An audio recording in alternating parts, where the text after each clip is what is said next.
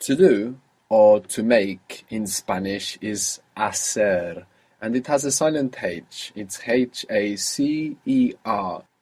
So in most of Spain, actually, that would sound hacer, but hacer in most of the Spanish-speaking world. What verb type is it? What is the ending?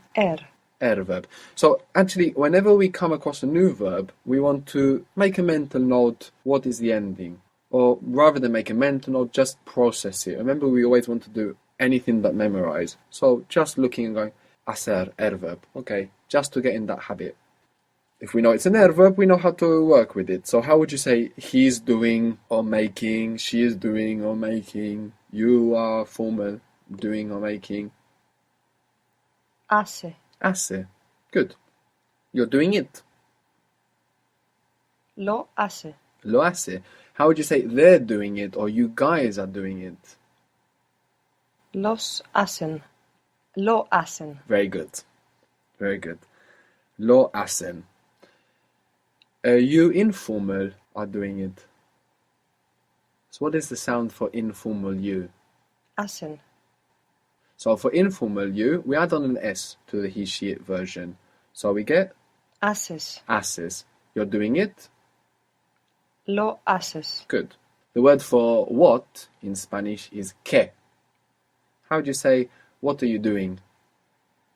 ¿Qué haces? ¿Qué haces? And this is a way of saying, how are you as well? ¿Qué haces? What are you doing? What are you up to? Good. So we see that for our verbs, we have the principal sound of a. And then we add our N or S. N for they or you plural and S for informal you.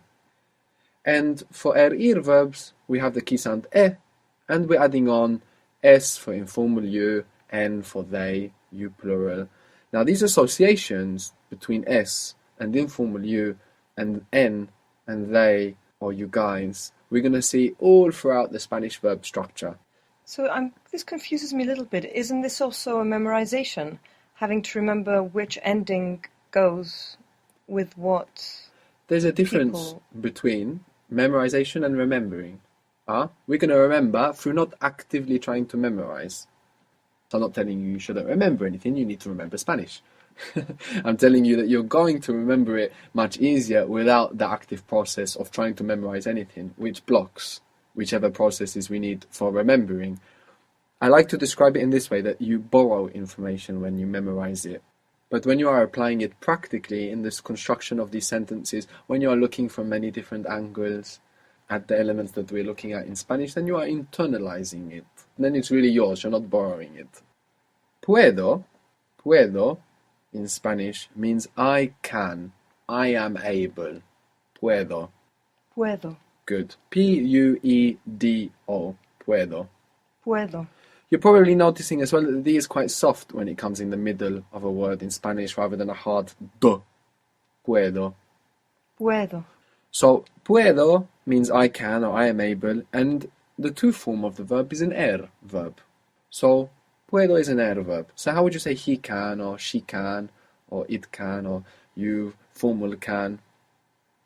Puede. Puede. And how would you say informally you can? Puedes. Good. Now, in English, we don't say, can you to come, but it's what we mean. Now, this is an English problem. The English is taking the to away here. It does it sometimes. You don't say, I must to come. You say, I must come. No, it's like, I am able to come. You can think of it this way, as we thought of I must come as I owe to come. So how would you say, can you come, talking informally? Informal. Puedes venir. Puedes venir. So this is what we're going to be using to talk with friends. No, this S, we're going to be hearing it a lot. If it helps you make the association, you might have heard ¿Cómo estás? How are you? The S on the end of estás there is this informal S. Puedes. So, can't you come? ¿No puedes venir? No puedes venir? Why can't you come? ¿Por qué no puedes venir? ¿Por qué no puedes venir? I want to know why you can't come. Quiero... Oh, to know. Okay, I'm going know and knowledge, and that's not taking me anywhere. Boys got savvy. Ah, yes. So, I want to know. Quiero saber. Quiero saber why ¿Por qué you can't come. no puedes venir? Very good. Very good. If we address each part by part, and apply all of our mental energy just to the part we need, and then forget it. Quiero saber por qué no puedes venir. Very good. So, to recap, we have are verbs and we have ir verbs. For all of the verbs, we take off the ending ar, ir, and we put o for the I version. So, vender is to sell, and I sell is Vendo. vendo. Comprar is to buy, and I buy is Compro. compro. Good. Llegar is to arrive. Llegar, and I arrive is Llegaro. Llego. llego. Good. So with this rule, we can take any verb and we can do this. If it's regular, maybe it's irregular and we try it and we make a mistake. So for example, salir is to leave or to go out. If we apply this rule, what are we going to come up with? Salo. Salo. But it's wrong. It's salgo. So it's one of those go instead of o, like vengo, I'm coming. Tengo, I have. Salgo, I leave, I'm going out. They're quite common verbs. We tend to find in all languages that the most common verbs are the most irregular. Esperar means to wait and to hope, which is interesting. And it's accurate enough. I mean, you're not doing much more than waiting when you hope. We have it in the word desperate, actually. Des is un, and you're hopeless when you're desperate. So esperar is to wait or to hope. How do you say I'm waiting, or I'm hoping, or I wait, or I hope? Espero. Espero.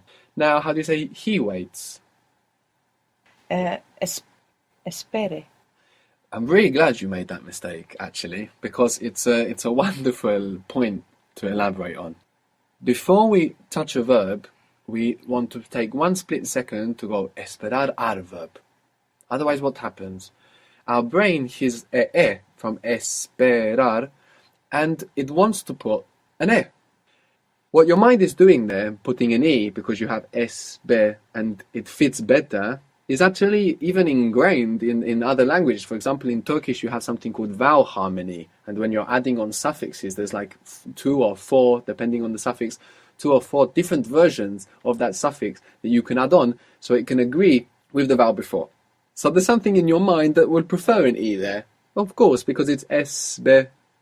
And like I said, you even see this formalized in other languages, like in this phenomenon of vowel harmony. So to stop that process from happening, you must run back to the to form, and then you take control. Espera. Espera. And espera means he, she, it, you formal wait or are waiting, is waiting. We can build the rest. So how do you say they wait? Esperan. If you want to say they're waiting for me, we don't need the word for. It's just like they await me. We don't need the word for. So how do you say they await me?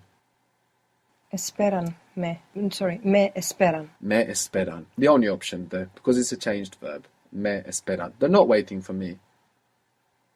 No me esperan. Good, no me esperan. I want to know why they're not waiting for me. I want to know. Quiero saber Why? por qué no me esperan. Very good. Quiero saber por qué no me esperan. Well done. I was just very happy that I remembered saber. Ah, good. Finally. Saber, though, with a B. Saber. Saber. Good. Isn't it from savi? Yeah, there is a grey area between V and B, so it will change between languages. Actually, a very nice example of this is the word for vocabulary.